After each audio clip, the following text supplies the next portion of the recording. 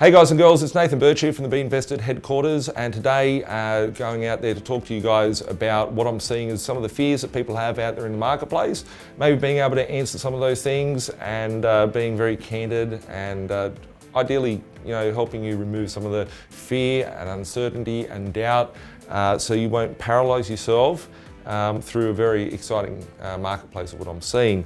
So for those of you, I want to take a bit of a walk past memory lane. Obviously, didn't like school too well, got shit grades, had to go work 2 full-time jobs between the age of 17 and 24. Quit the job at the age of 24, 25, that was around 2009. If you go back to 2009, I quit my job in the middle of the GFC, told my boss to get fucked and never worked a day in my life again. The reason why I built Be Invested group of companies to help people be able to use the same sort of principles and understand the greater marketplace in order to give themselves best foot forward and a position in life to be able to live life on their terms and tell their bosses where to go over a period of 5 to 10 years. So looking at the current marketplace, if I had listened to all the people that told me not to buy property or to buy property or what I should have bought or what I should have done back in the early days, I wouldn't be here to be able to tell you how I was successful by pulling myself out of the marketplace, myself out of the slavery of the matrix. So here today, put a few little notes on the board of things that people I feel are being held back by. Starting off with the economy, what's going to happen in the economy? The economy may not be the best, etc., etc. To be quite candid, I think the economy is fucked. It's not in the best position. It has its hurdles to overcome. However, there's greater drivers, obviously with government intervention, which will make the economy keep moving forward. Obviously, we've had lots of infrastructure, lots of construction over the last few years, etc., etc. And I'm starting to see some of those, interesting news headlines out there, which leaving clues as to where the economy is going next. Obviously, there's a lot of government-backed, initiatives happening at the moment, which will mean government spending, which will mean government debt, which will mean, once again, if we tie the two together, if interest rates rise, the government's debt liability will rise as well. So, they sort of all interconnected. As for an economy aspect, I think that it will be quite interesting over the course of the next decade. And if you use the tools that are at hand, you can not just get through and be happy. You can kick ass and be able to put yourself in a really awesome position and to dominate the markets that we're going through. What's going to happen with interest rates? Let's use some very simple analogies here. Interest rates over the course of the last 30 years have headed in a direction of this. Everyone's scared of interest rates going back to 20%.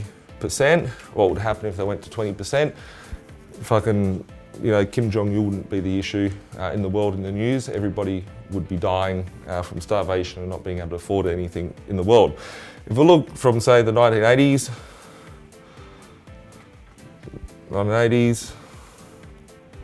the 1990s, 2000s,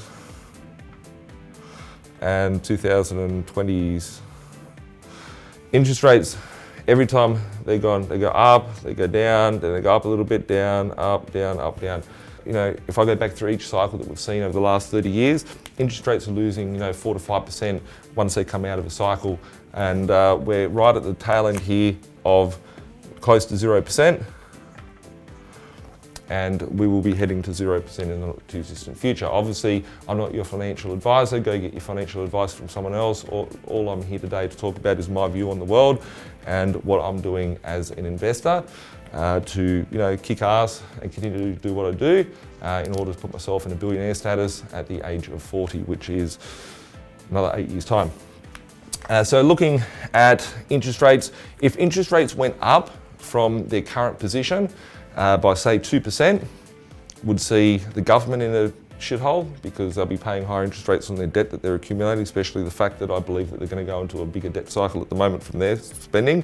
Consumers, everyday mum and dads on the streets will be hurting themselves. They won't be able to afford their mortgages. There would be a glut of properties for sale because people will be going bank repo. If there was to be that action, let's just take a step back down memory lane back into the later parts of when the GFC hit in the 2008, I think it was 2008, where interest rates dropped 3 consecutive months by 100 basis points.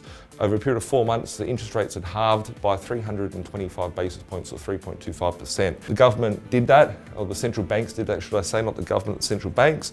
They lowered the interest rates to stave off a recession, which they successfully did.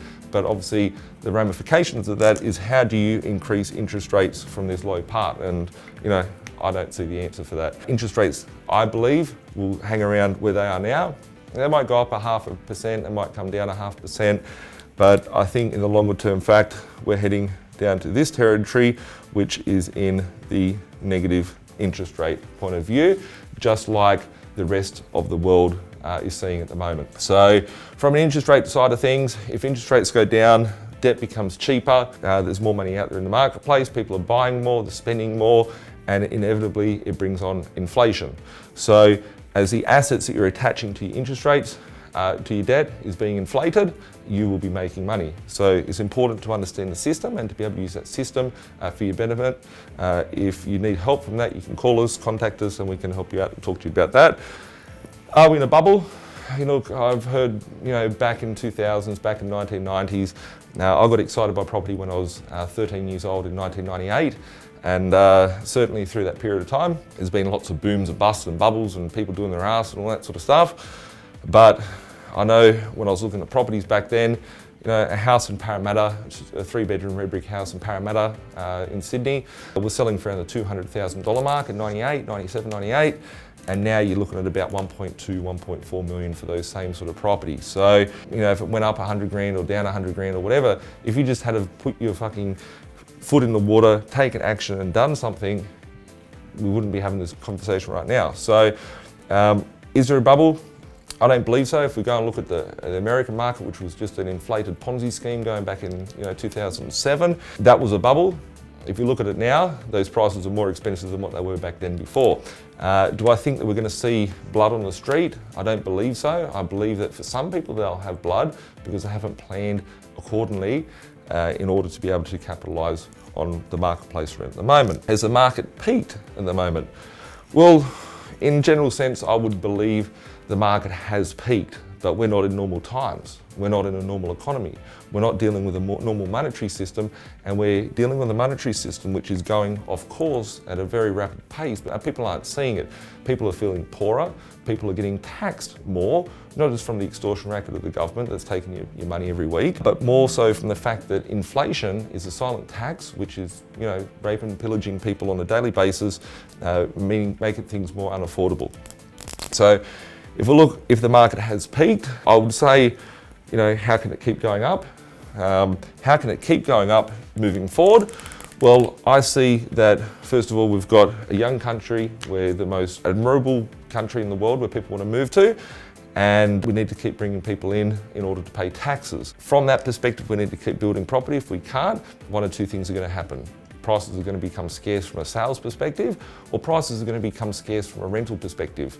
Either way, you're either going to have rental increases, which is going to be better cash flow for you, or you're going to see higher sale prices. Personally, I like to see higher rents because that means better cash flow every week, and it means a better lifestyle for whoever's got the properties.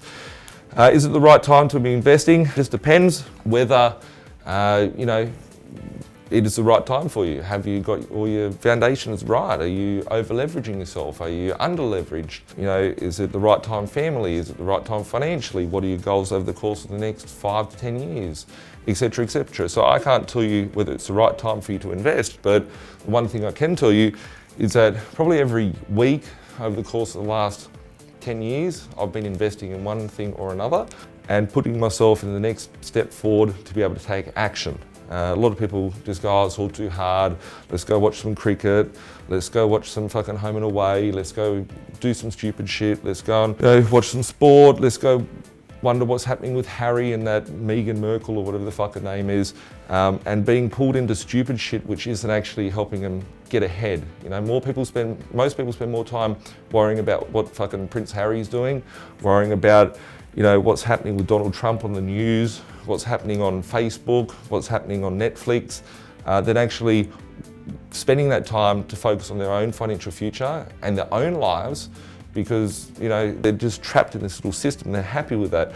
if you spend that energy and focus on actually putting yourself in a better position and working in a plan for you to exit the rat race and the bullshit system that you're born into, you'll be in a better position. But, you know, it depends if it's the right time.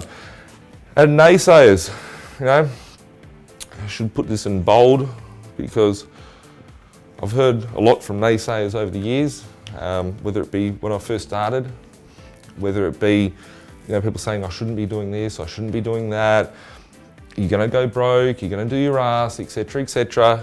The reason being is that I had a plan, I had educated myself, I had an understanding of the economy, I had an understanding of where the markets are at, and I took action because losers will be fucking losers and there's never enough of them, and that's what the system's designed around. And I guess it comes down to where you get your information from and what you educate yourself from. For me, I'm not saying, you know, do what I say to do or anything like that. All I'm doing is delivering information. I could be doing better fucking things with my day than recording YouTube videos to help out a pile of strangers that I don't know better their lives. So before you start attacking me saying any of that sort of stuff, go get education out there, understand what your goal is, what your purpose is, and make sure, you know, what do you need to do? Do you need to educate yourself? Do you need to work out a plan? Do you need to consolidate something? Do you need to, you know, wait? Do you need to take action? You know, the most wealthiest place in the world is a fucking cemetery. It's because people take their goals, their dreams, and their aspirations to the grave without actually achieving them. From my perspective, you know, all I wanted to do was not have to go to work, so I could go and fulfill my dreams of doing whatever I wanted to do to fill my day in with. Everybody has, you know, a goal. Everyone has things they wish they were doing rather than having to do what they have to do to bring in money to pay for their bills. So the question I ask you and leave you with is, if you didn't have to go to work, if you didn't have to go and worry about money, if you could remove the fact of money away from your life, what would you be doing with your time? Once you understand that, then it's important to work, what do I need to do to get there? Before you can work out what you need to do to get there, where do I need to be in order for that to happen? Where am I now? What is my position now? What do I need to do from where I am today to get to where I want to be in the future, so I can unplug that fucking cord from my head and tell the boss where to go and live life on my terms. If you need help on any of that stuff, call us. I don't need to tell you any other details. Have an awesome day, and look forward to hearing about you guys kicking ass over the course of the next couple of years. Have an awesome day.